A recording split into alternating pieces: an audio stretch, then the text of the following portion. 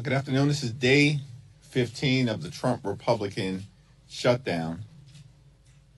And House Republicans remain on vacation, having canceled votes for 3 consecutive weeks.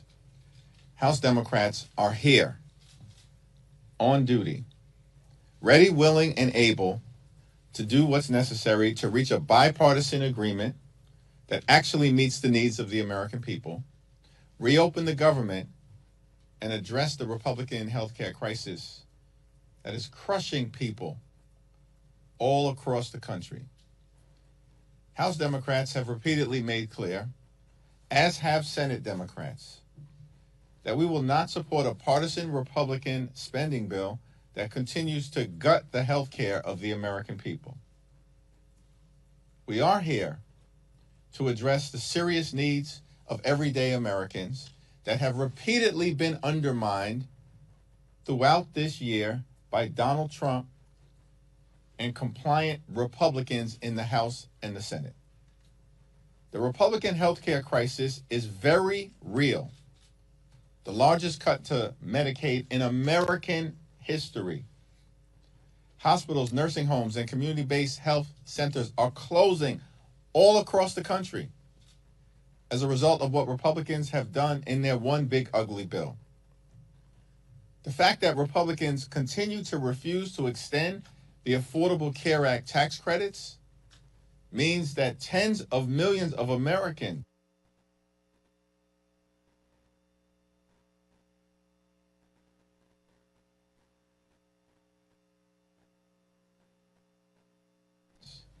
are about to experience dramatically increased premiums, copays, and deductibles that may double, triple, or quadruple,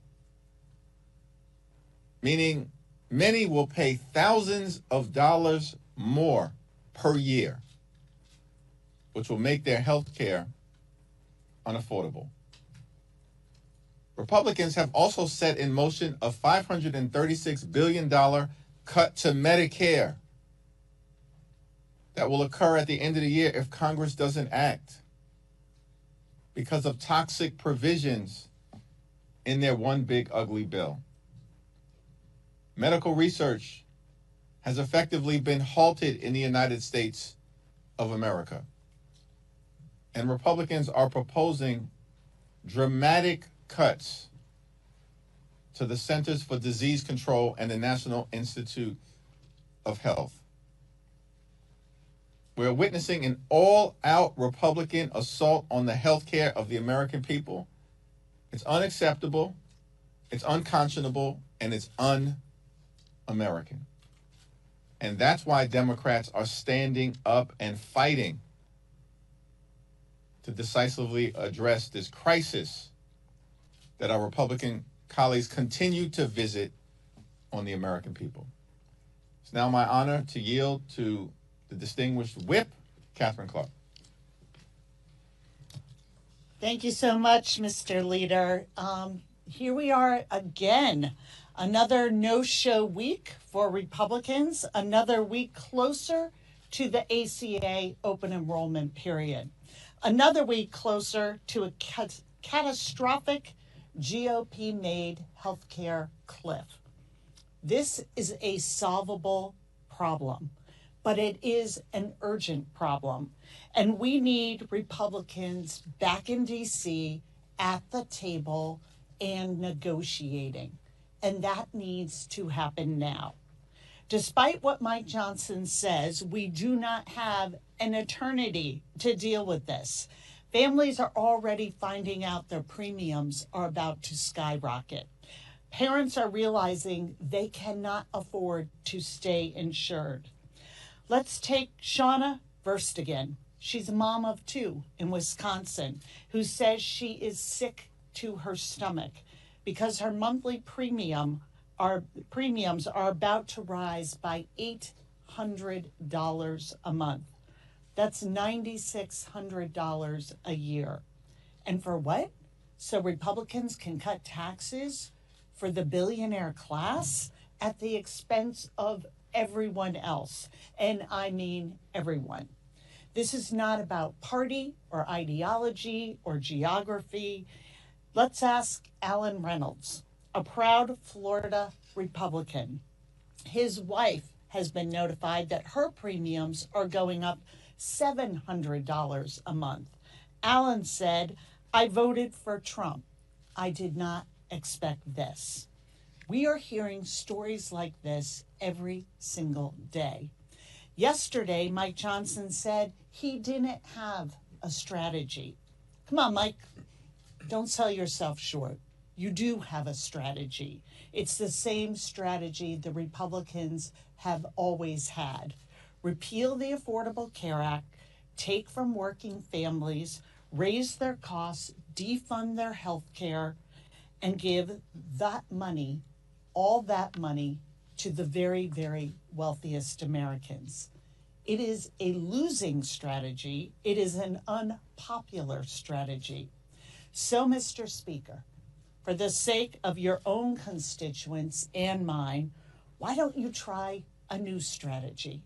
Come back to work, take a seat at the table, and let's stop this healthcare crisis you created before it's too late.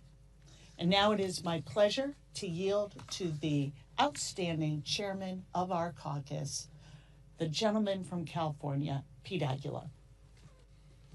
Thank you, Whip Clark, and thank you, Leader Jeffries.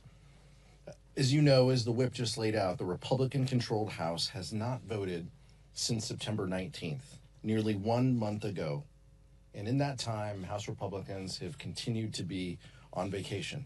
They haven't been holding town halls, they haven't been finding out ways to reopen government, and they haven't been working to save Americans' health care. Republican Representative Kevin Kiley from California even called the Speaker's decision to adjourn the House embarrassing and the wrong decision. What have Trump and Republicans been doing for the last few weeks? Refusing to work with Democrats, digging in deeper into their anti-healthcare position, threatening federal workers, and even offering a bailout to Argentina to the tune of $40 billion in taxpayer money. Yesterday, the Speaker admitted that he didn't have a strategy, and when it came to his position, just that he would not negotiate. Well, Democrats have a strategy. Work with us in a bipartisan way to fund government that keeps health care, lowers the cost of health care, and ensures Americans keep their coverage. If Republicans fail to come to the table, health care for constituents in red districts and in purple districts and in blue districts will continue to spike. Republicans are acting as if their own constituents won't be hurt by their decisions and the recklessness that they've created. But the truth is, thanks to the big ugly law and the looming expiration of the ACA tax credits, everyone is going to see their health care costs increase. In some states, Americans are already seeing the premium sticker shock when shopping for their health care plans for 2026. Soon, this will be rattling households all across the country. Enough is enough. It's time for Republicans to get serious, to work with us, to save health care. The country and their constituents are watching. Leader Jeffries. Thank you, Catherine. Thank you, Pete. Questions? Leader Jeffries. Pete. Yeah. Thank you, first of all, for coming on Fox News. We really appreciate it. We hope it's the first of many more interviews to come. Second, just on the question that I asked you outside, this video, I don't know if you've seen so far, but there's this video circulating that shows a group of Democratic lawmakers go to the Speaker's office, mess with the signs in his foyer, and then one of the lawmakers can be seen yelling at one of the Capitol Police officers. I'm just wondering if you agree with that kind of fight. I know that Democrats are trying to fight, but also how would it feel if Republicans did that at your office? I haven't seen the video, so I'm unfamiliar with the characterization that you are presenting. Congresswoman Nanette Barragan has issued a statement on the incident, and I think her statement speaks for itself. But what do you think about it? Same answer. Have you spoken to the Congresswoman about the incident or U.S. Capitol Police? Briefly. Thanks. Do you think any action should be taken on that if you speak with Capitol Police?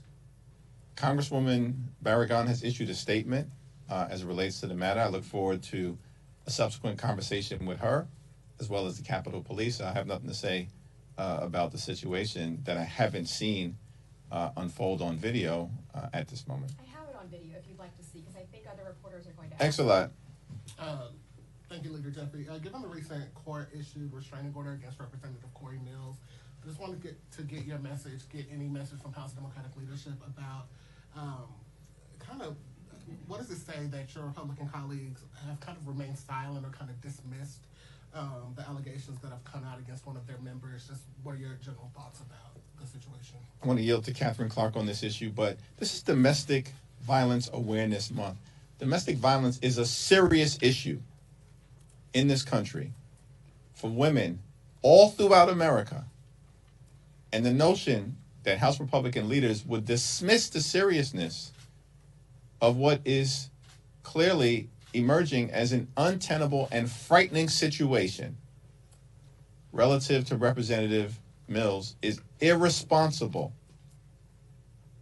And the Congress should be better than that level of dismissiveness that has been on display amongst my Republican colleagues. Thank you. The allegations against Representative Mills are disturbing, but as the leader said, it is the response from Speaker Johnson that is not the first time of dismissing allegations, a restraining order that's been put in place as somehow not a serious question. And it is the same way he has approached this entire healthcare issue. And it is a crisis that will be felt by every single hardworking American in this country, but it is going to be felt first and hardest by women in this country. And his refusal to come and even negotiate, his saying that healthcare is some sort of, ancillary issue to what we're dealing with here, his allowing government to shut down in order to say it's my way or the highway. And what we are watching happening to women is really, it is chilling to watch. If you take the fact that since the Republicans have enforced abortion bans, we have 1/3 of all the counties in this country, there's no safe place to have a baby. There is no obstetric care in 1/3 of all our counties. And in some states like Georgia, that's more like 50% of their counties. We are saying to women that all the gains that they were able to make when they can have health insurance and not worry about being a human pre-existing condition that denied care in the past to many women, that you are now able to afford and find health care. And we're saying, not for you, not for you, not for your family. And when, about 40% of all births, and that's far higher in Mike Johnson's district, are covered by Medicaid. It's almost 65% of the births in Louisiana. And we're saying that, those cuts to Medicaid, this will just somehow trickle down from the billionaires and provide health care, reopen maternity wards across this country. We hear the dismissal. The American people hear the arrogance and the dismissal that is in all of this messaging. And the American people are making note that if you do not have 9 zeros behind your account number in your savings or checking account, you don't count. And that message to American women, and just writing off these serious allegations against a sitting member of Congress as something frivolous and a ridiculous question, speaks volumes of where they value their constituents, and especially women, in this month, as the leader pointed out, that it's Domestic Violence Awareness Month. So we hear the message loud and clear, Mike Johnson. We hear it from the GOP. We don't matter, but we're going to keep showing up and do our jobs. We're going to come and fight for the American people so that they get health care and can live with security in their homes, in their communities, and know that they can afford to provide a decent life for their families. The dismissiveness that we saw on display earlier today is consistent with what Republicans did earlier this year in passing their one big ugly bill, the largest cut to Medicaid in American history, stealing food from the mouths of hungry children, women, seniors, and veterans. And all of that was done so that Republicans could provide massive tax breaks that are permanent to their billionaire donors. That's the focus of House Republicans, Senate Republicans, and the Trump administration. Hurt everyday Americans, including women, infants, and children, in order to reward their billionaire donors. That's unacceptable to us. We believe the American people find it unacceptable. And they will be held accountable. Leader Jeffries, Nick. The Trump administration is threatening even more mass firings as the shutdown goes on. Should Democrats demand these firings be reversed to end the shutdown? We believe that these firings are illegal, violate the law, and will be reversed, either congressionally or by the courts. Donald Trump and his toxic, corrupt administration have been firing federal employees since the beginning of his presidency. And to the extent that they're pretending as if the shutdown has anything to do with the continuation of that effort is a laughable proposition. It's disturbing that they're using hardworking federal civil servants as political pawns to continue their toxic approach to undermining the ability of the federal government to deliver services effectively and efficiently to the American people. It appears that Donald Trump and the administration thought that they were going to somehow bully, threaten, and intimidate Democrats into backing down from our position that we need to decisively address the Republican healthcare crisis. The Republican efforts to intimidate the American people have failed.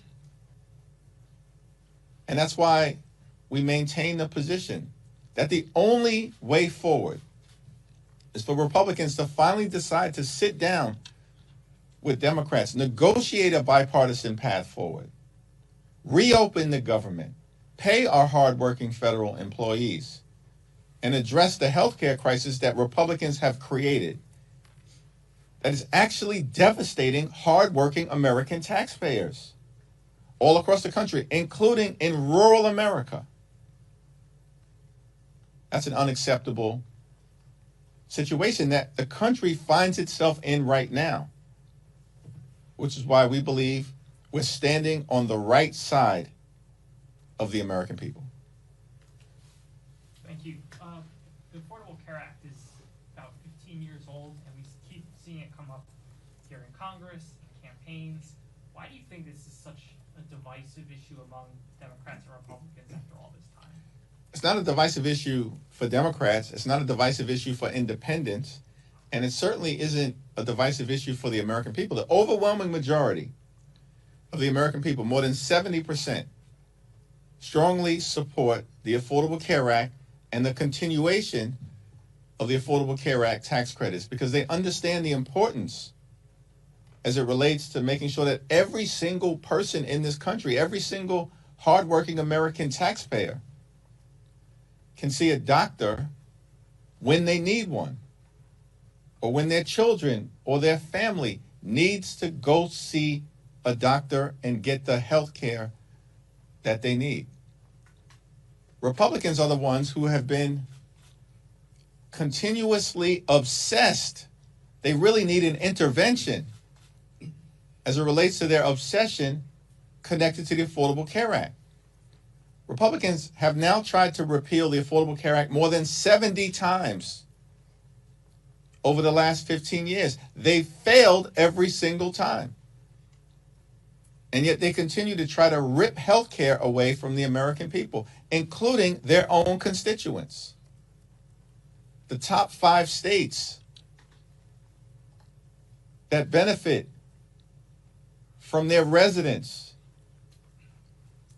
getting health care as a result of the Affordable Care Act tax credits are all states won by Donald Trump.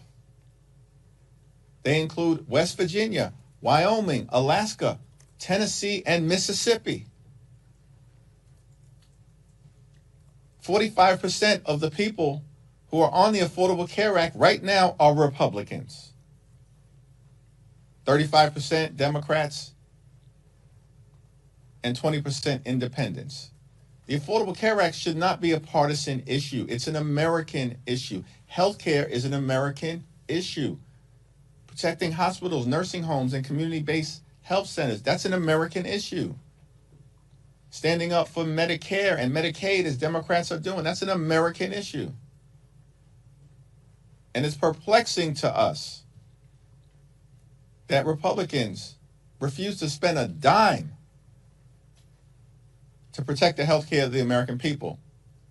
But somehow the Trump administration found $40 billion to bail out a right-wing wannabe dictator in Argentina in ways that are also going to continue to hurt our soybean farmers in Iowa and in the Midwest. That's outrageous.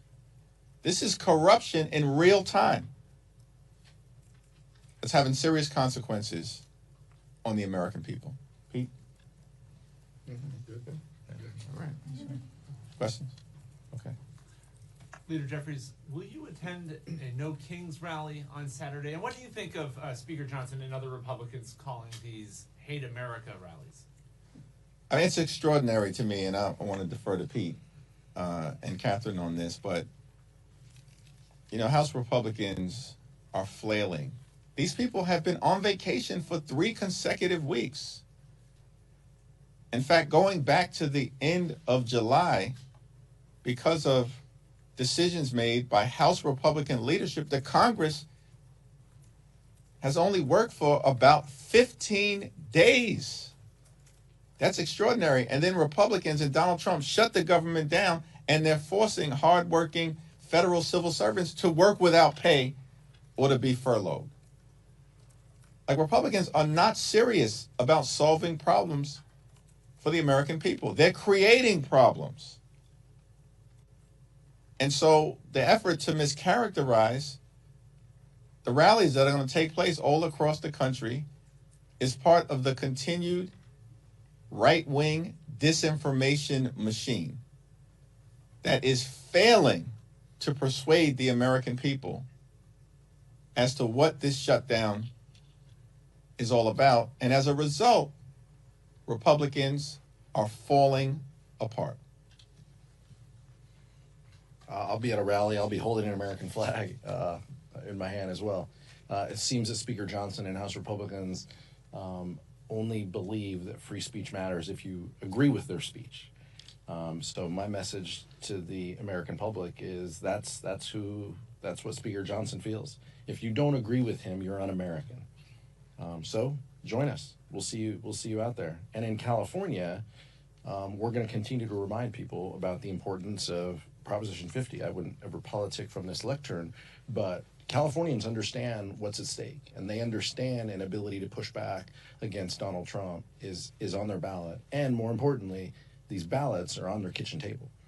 And so the importance of these rallies are, do you believe in pushing back? Do you believe in standing with us as we fight for health care? And do you believe that we should safeguard next year's election before Donald Trump tries to rig the election? Then you're a yes on 50. And so my message will be clear, but I'll be the one wearing red, white, and blue as well. Okay.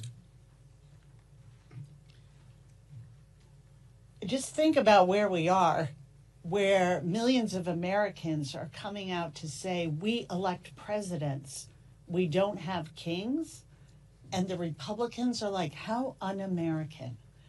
I mean, just how they are so blatant with their disregard for how our system works, for how our Constitution is put together, for how we are supposed to be a country that operates under the rule of law. And layer on top of that that they are saying to the American people, if you are not extremely wealthy, you don't count. You don't count.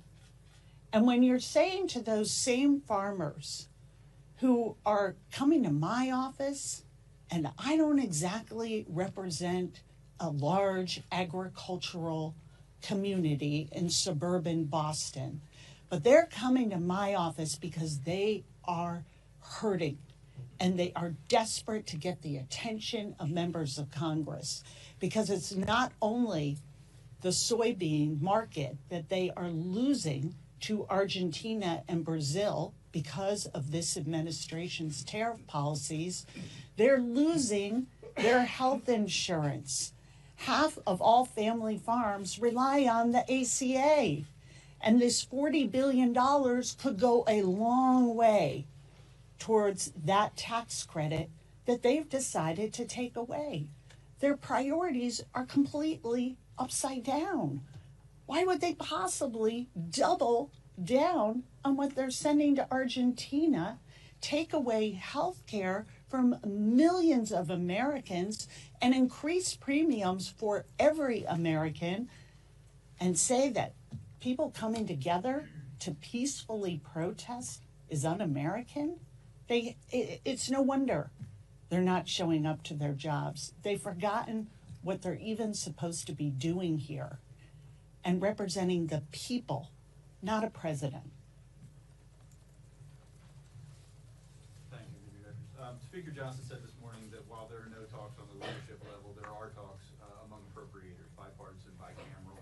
Can you give us an update on those talks? And is there any scenario where, if this thing keeps dragging on for weeks and weeks and weeks, that that the Appropriations Committee could actually, there would be no need for a stopgap because you could start passing individual appropriations bills, including addressing some of the issues that you're demanding? There are informal conversations that are taking place in the Senate relative to a potential bipartisan path forward, but those conversations have not extended to the House as it relates to the appropriators. Rosa DeLauro made clear earlier today that she's had no outreach from the chairman of the Appropriations Committee, Tom Cole, and there hasn't been any indication of a Republican willingness to actually sit down and work out a bipartisan agreement that makes life better for the American people, that reopens the government, and that addresses the Republican health care crisis. That's challenging. This is day 15 of the government shutdown. And what we've gotten from Republicans is Donald Trump has spent more time on the golf course than he spent talking to Democrats about reopening the government. Mike Johnson and House Republicans have been on vacation for 3 weeks with no indication that they intend to come back, notwithstanding the fact they shut the government down, are hurting everyday Americans, and refuse to address the healthcare crisis that they've created. Yet somehow they found $40 billion to bail out Argentina in order to benefit and enhance the lifestyles of the rich and shameless, those financiers who are connected to this corrupt Argentinian deal. But they can't find a dime to extend the Affordable Care Act tax credits, whose expiration is going to impact tens of millions of Americans. They can't find a dime. They can't be bothered to even sit down and have a conversation. In real time, the Republicans are showing the American people what they're all about. Cruelty is the point. And they only care about the wealthy, the well-off, and the well-connected. This is the Trump friends and family plan that's hurting the American people and has been since day one. It's the only thing they care about. They promised that costs would go down on day one. Costs haven't gone down here in America. Costs are going up. Inflation is going up. The Trump tariffs are causing thousands of dollars in additional expense for everyday Americans all across the country. Housing costs going up. Grocery costs going up. Electricity bills through the roof. And now people all across America, including in so many different rural communities, are about to experience dramatically increased healthcare costs that's unsustainable for them and for their families, and Republicans could care less. Thank you all. All right, can I just follow up real quick? Are you being appraised at all on the informal Senate talks that you Yes. just referenced? Yes. Are you making progress? Yes. Thank you. Claire, are you going to the rally?